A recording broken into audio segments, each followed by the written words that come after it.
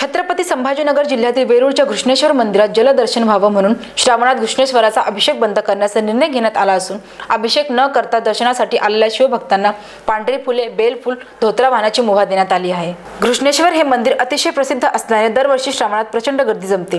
त्यामुळे श्री घृष्णेश्वर मंदिर दर्शनासाठी श्रावणात 24 तास खुले राहणार आहे। श्रावणातील गर्दीमुळे शिवभक्तांना होणारी अडचण लक्षात घेऊन आता श्री घृष्णेश्वराचा अभिषेक श्रावणात बंद ठेवण्याचा निर्णय घेण्यात आला आहे। आपण जर बघितलं तर छत्रपती संभाजीनगर जिल्ह्यातील खुलताबाद तालुक्यातील वेरूळ येथील हे घृष्णेश्वराचं मंदिर असून वेरूळ येथील श्री घृष्णेश्वराचे मंदिर म्हणजेच 12 ज्योतिर्लिंग श्रावणमध्ये घृष्णेश्वराचा अभिषेक बंद देखील करण्यात आला आहे। मंगळवार ते शुक्रवार 4 दिवस गर्दी नसल्यास अभिषेक होणार असल्याचं बोलले देखील जात आहे।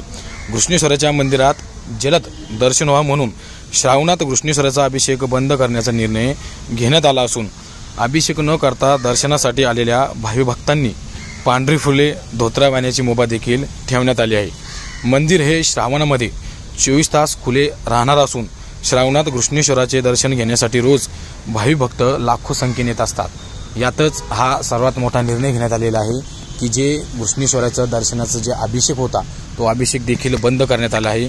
त्यातच खुलताबाद येथील श्री भद्रामूर्ती मंदिर या मंदिराचा देखील शनिवारी तसेच त्याचा देखील अभिषेक बंद करण्यात आलेला आहे।